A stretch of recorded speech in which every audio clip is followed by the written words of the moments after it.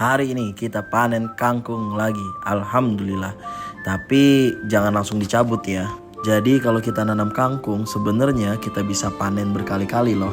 Kangkung bisa dipanen lebih dari satu kali, terutama jika metode panennya tidak dicabut sampai akar, melainkan cuma dipotong bagian batangnya aja. Kenapa bisa tumbuh lagi? Karena setelah batang dipotong masih ada bagian titik tumbuh yang tersisa pada pangkal batang. Jadi titik tumbuh inilah menjadi tunas baru, lalu berkembang menjadi batang dan daun baru. Jadi prinsipnya sama seperti kangkung yang ditanam di tanah, yaitu memanfaatkan kemampuan tanaman untuk melakukan generasi tunas. Tapi kita harus memperhatikan teknik panennya.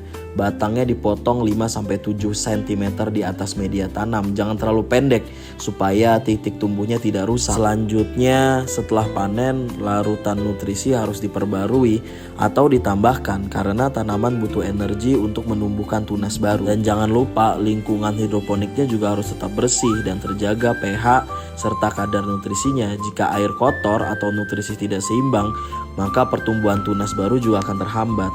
Yang terakhir adalah sinar matahari. Sinar matahari pada kangkung minimal harus dapat di 5-6 jam sehari agar tunas baru tumbuh optimal. Walaupun bisa dipanen berulang, kualitas kangkung hidroponik tidak sama dengan panen pertama. Panen pertama hasilnya paling bagus, batangnya lunak, daunnya lebat, rasanya segar.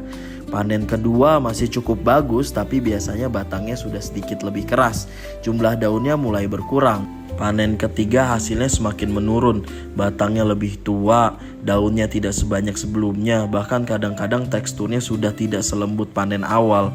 Jadi kebanyakan petani hidroponik hanya melakukan 1-2 kali panen saja, lalu menggantinya dengan bibit baru agar hasilnya tetap maksimal.